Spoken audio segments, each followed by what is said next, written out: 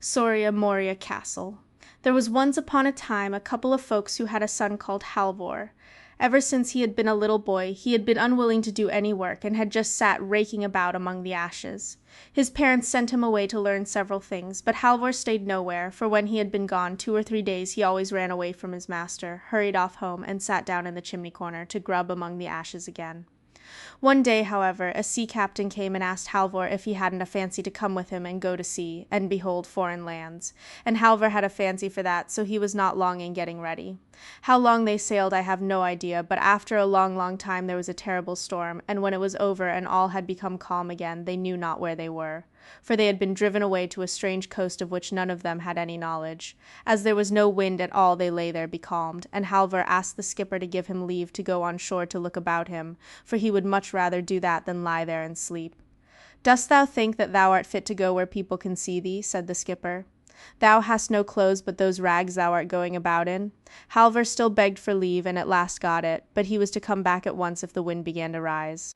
So he went on shore, and it was a delightful country. Whithersoever he went there were wide plains, with fields and meadows, but as for people there were none to be seen. The wind began to rise, but Halvor thought that he had not seen enough yet, and that he would like to walk about a little longer, to try if he could not meet somebody. So after a while he came to a great highway, which was so smooth that an egg might have been rolled along it without breaking. Halvor followed this, and when evening drew near he saw a big castle far away in the distance, and there were lights in it. So, as he had now been walking the whole day and had not brought anything to eat away with him, he was frightfully hungry. Nevertheless, the nearer he came to the castle, the more afraid he was. A fire was burning in the castle, and Halvor went into the kitchen, which was more magnificent than any kitchen he had ever yet beheld. There were vessels of gold and silver, but not one human being was to be seen. When Halvor had stood there for some time and no one had come out, he went in and opened a door, and inside a princess was sitting at her wheel spinning. "Nay," she cried, "can Christian folk dare to come hither? But the best thing that you can do is to go away again, for if not the troll will devour you. A troll with 3 heads lives here." "I should have been just as well pleased if he had had 4 heads more, for I should have enjoyed seeing the fellow," said the youth, "and I won't go away, for I have done no harm, but you must give me something to eat, for I am frightfully hungry." When Halvor had eaten his fill, the princess told him to try if he could wield the sword which was hanging on the wall, but he could not wield it, nor could he even lift it up. "Well, then you must take a drink out of that bottle which is hanging by its side, for that's what the troll does whenever he goes out and wants to use the sword," said the princess. Halvor took a draught, and in a moment he was able to swing the sword about with perfect ease, and now he thought it was high time for the troll to make his appearance, and at that very moment he came, panting for breath. Halvor got behind the door. "Hutetu," said the troll as he put his head in at the door. "It smells just as if there were Christian man's blood here." "Yes, you shall learn that there is," said Halvor, and cut off all his heads. The princess was so rejoiced to be free that she danced and sang. But then she remembered her sisters and said, "If my sisters were but free too?" "Where are they?" asked Halvor. So she told him where they were. One of them had been taken away by a troll to his castle, which was 6 miles off, and the other had been carried off to a castle which was 9 miles farther off still. "But now," said she, "you must first help me to get this dead body away from here." Halvor was so strong that he cleared everything away, and made all clean and tidy very quickly. So then they ate and drank, and were happy, and next morning he set off in the grey light of dawn. He gave himself no rest, but walked or ran the livelong day.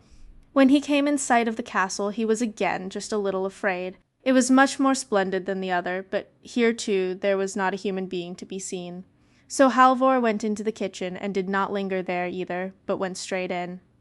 "Nay, do Christian folk dare to come here?" cried the second princess. "I know not how long it is since I myself came, but during all that time I have never seen a Christian man. It will be better for you to depart at once, for a troll lives here who has 6 heads." "No, I shall not go," said Halvor. "Even if he had 6 more, I would not." "He will swallow you up alive," said the princess. But she spoke to no purpose, for Halvor would not go. He was not afraid of the troll, but he wanted some meat and drink, for he was hungry after his journey, so she gave him as much as he would have, and then she once more tried to make him go away. "No," said Halvor, "I will not go, for I have not done anything wrong, and I have no reason to be afraid." "He won't ask any questions about that," said the princess, "for he will take you without leave or right, but as you will not go, try if you can wield that sword which the troll uses in battle." He could not brandish the sword, so the princess said that he was to take a draught from the flask which hung by its side, and when he had done that he could wield the sword. Soon afterwards the troll came, and he was so large and stout that he was forced to go sideways to get through the door. When the troll got his first head in, he cried, "Hutetu! It smells of a Christian man's blood here." With that Halvor cut off the first head, and so on with all the rest. The princess was now exceedingly delighted, but then she remembered her sisters, and wished that they too were free. Halvor thought that might be managed, and wanted to set off immediately, but first he had to help the princess to remove the troll's body. So it was not until morning that he set forth on his way. It was a long way to the castle, and he both walked and ran to get there in time. Late in the evening he caught sight of it, and it was very much more magnificent than either of the others, and this time he was not in the least afraid, but went into the kitchen, and then straight on inside the castle. There a princess was sitting, who was so beautiful that there was never anyone to equal her. She too said what the others had said, that no Christian folk had ever been there since she had come, and entreated him to go away again, or else the troll would swallow him up alive. The troll had 9 heads, she told him. Yes, and if he had 9 added to the 9, and then 9 more still, I would not go away, said Halvor, and went and stood by the stove. The princess begged him very prettily to go lest the troll should devour him, but Halvor said let him come when he will. So she gave him the troll's sword, and bade him take a drink from the flask to enable him to wield it. At that same moment the troll came, breathing hard, and he was ever so much bigger and stouter than either of the others, and he too was forced to go sideways to get in through the door. "Hutetu, what a smell of Christian blood there is here," said he. Then Halvor cut off the first head, and after that the others, but the last was the toughest of them all, and it was the hardest work that Halvor had ever done to get it off. But he still believed that he would have strength enough to do it, and now all the princesses came to the castle and were together again, and they were happier than they had ever been in their lives, and they were delighted with Halvor, and he with them. And he was to choose the one he liked best, but of the 3 sisters the youngest loved him best. But Halvor went about and was so strange, and so mournful and quiet, that the princesses asked what it was that he longed for, and if he did not like to be with them. He said that he did like to be with them, for they had enough to live on, and he was very comfortable there, but he longed to go home, for his father and mother were alive, and he had a great desire to see them again. They thought that this might easily be done. "You shall go and return in perfect safety if you will follow our advice," said the princesses. So he said that he would do nothing that they did not wish. Then they dressed him so splendidly that he was like a king's son, and they put a ring on his finger, and it was one which would enable him to go there and back again by wishing. But they told him that he must not throw it away or name their names, for if he did, all his magnificence would be at an end, and then he would never see them more. "If I were but at home again, or if home were but here," said Halvor, and no sooner had he wished this than it was granted. Halvor was standing outside his father and mother's cottage before he knew what he was about. The darkness of night was coming on, and when the father and mother saw such a splendid and stately stranger walk in, they were so startled that they both began to bow and curtsy. Halvor then inquired if he could stay there and have lodging for the night. No, that he certainly could not. "We can give you no such accommodation," they said, "for we have none of the things that are needful when a great lord like you is to be entertained. It will be better for you to go up to the farm. It is not far off. You can see the chimney pots from here, and there they have plenty of everything."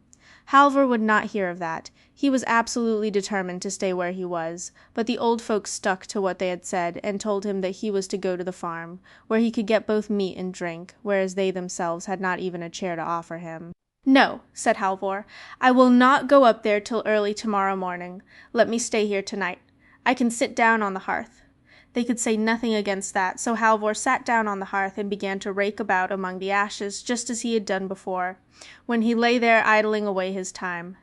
They chattered much about many things, and told Halvor of this and of that, and at last he asked them if they had never had any child.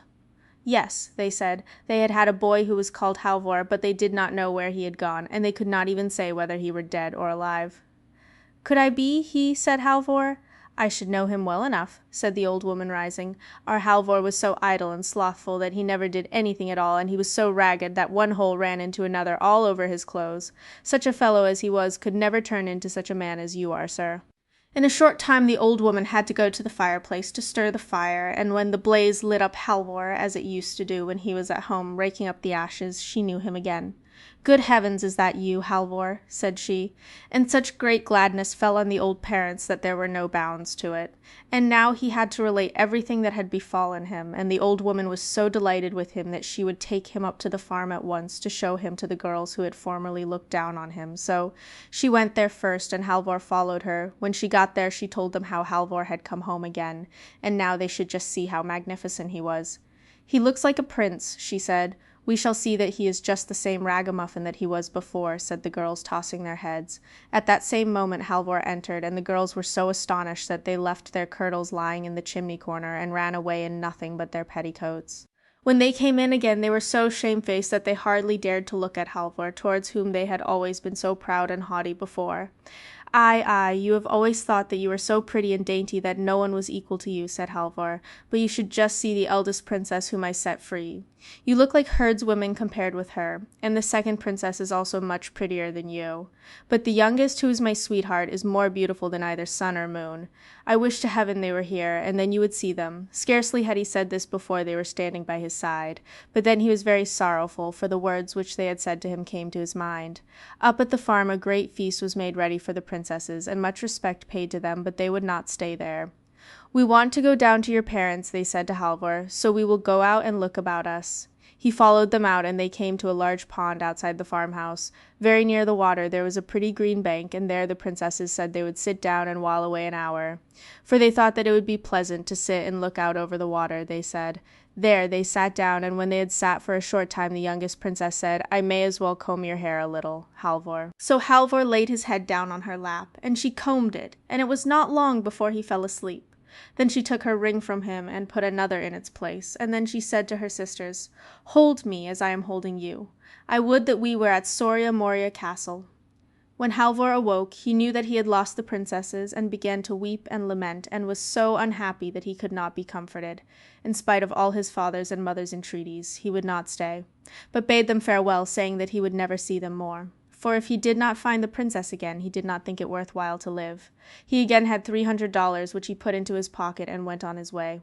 When he had walked some distance, he met a man with a tolerably good horse. Halvor longed to buy it, and began to bargain with the man. "Well, I have not exactly been thinking of selling him," said the man.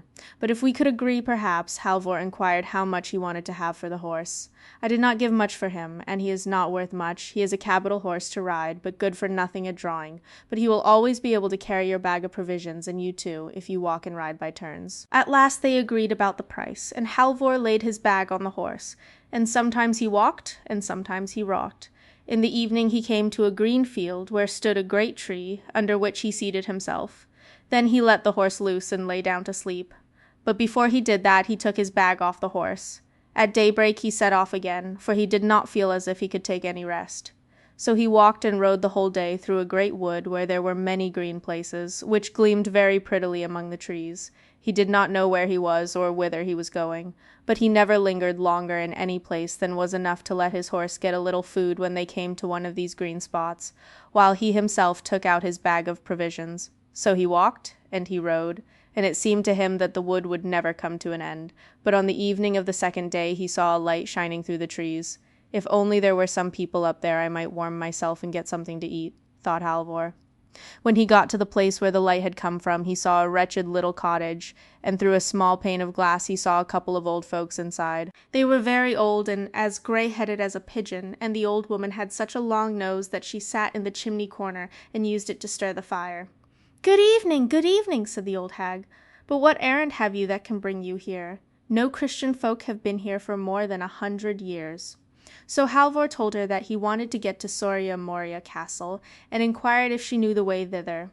"No," said the old woman, "that I do not, but the moon will be here presently, and I will ask her, and she will know. She can easily see it, for she shines on all things." So when the moon stood clear and bright above the tree-tops, the old woman went out. "Moon, moon," she screamed, "canst thou tell me the way to Soria Moria castle?" "No," said the moon, "that I can't, for when I shone there was a cloud before me." "Wait a little longer," said the old woman to Halvor, "for the west wind will presently be here, and he will know it, for he breathes gently or blows into every corner."